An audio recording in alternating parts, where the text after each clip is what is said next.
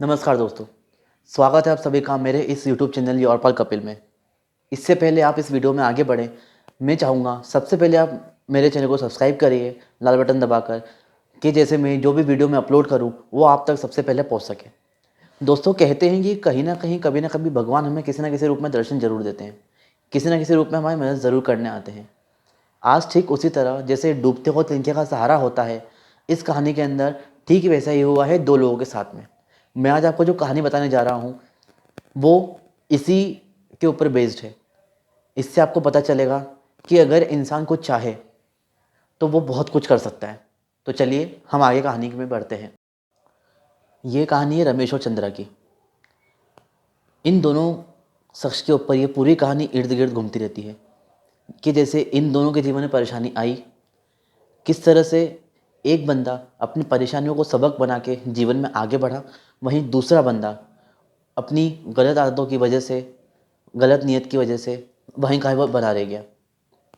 रमेश, जो कि एक नौकर होता है एक बंगले के अंदर, और रमेश के जो मालिक होते हैं वो एक बड़ी गवर्नमेंट कंपनी में काम करते हैं, तो जिसकी वजह से उनका रुतबा भी अच्छा खासा होता है।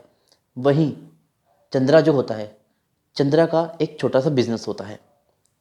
बिजनेस अच्छा हो, लेकिन फिर वक्त ने करवट बदल ली। रमेश, जिसका बहुत अच्छा बिजनेस था, वेल सेटल था, वो वक्त की करवट ऐसी बदली कि रमेश को बिजनेस में बहुत सारा लॉस हुआ। अब रमेश को बिजनेस में इतना लॉस हुआ कि उसका अच्छा भला चलता हुआ बिजनेस एक तरह से ताला डल गया उसके बिजनेस के ऊपर। अब धीरे धीरे उसके ऊपर कर्ज भी बहुत ज़्यादा बढ़ चुका था। धीरे धीरे करके उसने अपनी सेविंग्स को निकालना शुरू किया, और सेविंग्स उसकी जैसे जैसे जैसे ख़त्म होने लगी, रमेश को अब असली मतलब समझ में आ रहा था जीवन का, कि जीवन कटता कैसे है। क्योंकि जब उसका बिजनेस था तो वो खर्चे बहुत करता था, सेविंग्स इतनी अच्छी नहीं थी, लोग के मना करने पर भी, समझाने पर भी उनकी बातें समझता था। लेकिन अब रमेश को समझ में आ रहा था कि मैंने काश कुछ लोगों की बात पहले सुन ली होती।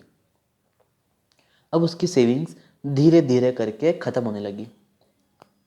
अब वो ये सोचने लगा कि मेरा घर परिवार चलेगा कैसे, क्योंकि घर परिवार चलाना भी ज़रूरी है। वो इसी सोच में, इसी टेंशन में कि मेरा घर परिवार चलेगा कैसे। वहीं दूसरी एंड पर चंद्रा, जिसके हाथ में कुछ हुनर था, उसने ये सोचा कि मैं कब तक ऐसी छोटी मोटी नौकरी करके अपना जीवन यापन करूँगा। मेरे पे कुछ सपने हैं, मेरे पे कुछ ख्वाहिशें हैं। इस सोच के साथ साथ में रमेश ने एक कदम उठाया और वो अपनी सारी सेविंग्स लेके निकल गया बाज़ार के अंदर। बाज़ार में वो निकला, बाज़ार में वो पहुंचा। बाज़ार में पहुंचने के बाद में उसको एक दोस्त ने आइडिया दिया कि तू अपना खुद का बिजनेस डाल। अब इतनी बड़ी पूंजी उसके पास थी नहीं कि वो कोई बड़े बिजनेस में लगा सके, लेकिन उसी के साथ में उसने ये काम किया, जो उसके पास सेविंग्स छोटी छोटी पड़ी हुई थी, उसने उस सेविंग्स से अपना ज्वेलरी का काम शुरू किया। क्योंकि उसको ज्वेलरी बनाना अच्छी खासी तरीके से आती थी, उसके हाथ में एक अच्छा पक्का हुनर था। उस चीज़ को, उसने हुनर को अपने बिजनेस में लगाना सोचा, ताकि उससे उसको कुछ कमाई हो जाए। लेकिन फिर अचानक से ऐसा हुआ कि उसको इतना प्रॉफिट नहीं हुआ जितना उसने सोचा था। खैर, पहली मेहनत, पहली कोशिश तो हर किसी की इतनी अच्छी नहीं होती, लेकिन दूसरी मेहनत हमेशा रंग लाती है। ठीक ऐसा ही हुआ उसके साथ में, रमेश के साथ। रमेश ने फिर क्या किया, अपने एक दोस्त से बात की। उसको हौसला आ चुका था, उसको जुनून था कुछ करने का, कुछ कर गुजरने का। रमेश ने अपने दोस्त से पैसे लिए, और पैसे लेने के बाद में रमेश ने अपने दोस्त से कर्जा उधार लेके बाज़ार में निकला एक ज्वेलरी शॉप वाले के पास। जगह जगह घूमता, जगह जगह उसने छोटे छोटे ज्वेलरी की शॉप्स के ऊपर उसने अपने ज्वेलरी के डिज़ाइन दिखाना शुरू किए, जगह जगह जाके। धीरे धीरे उसको प्रॉफिट होने लगा था। इतना प्रॉफिट उसको हुआ कि उसने अपना खुद का पैसा इकट्ठा कर लिया था।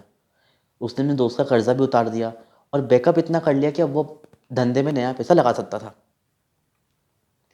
अब वहीं पे दूसरी एंड पे ये हुआ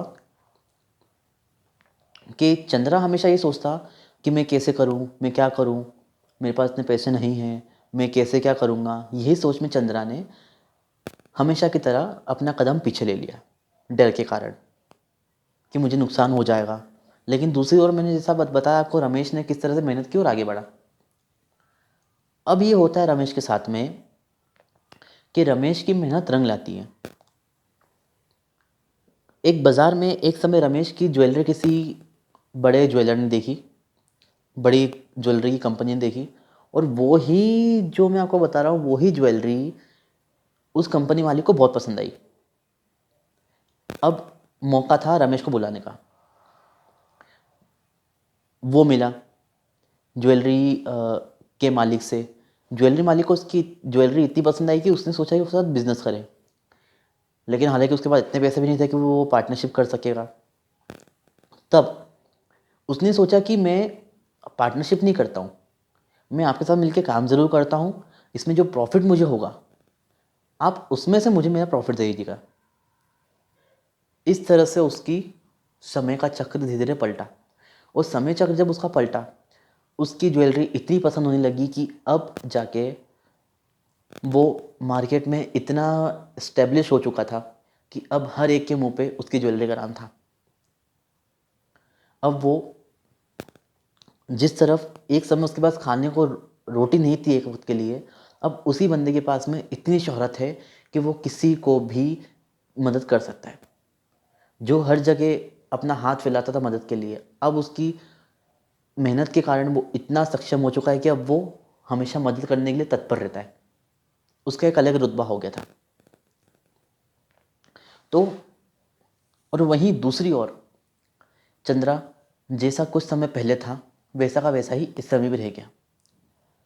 तो अब इस कहानी से हमको ये सीख मिलती है, ये सबक मिलता है हमको कि हमको अगर कुछ करने का जुनून है, कुछ करने का हमें हुनर है, तो हम उस हुनर को जीवन में लगा सकते हैं।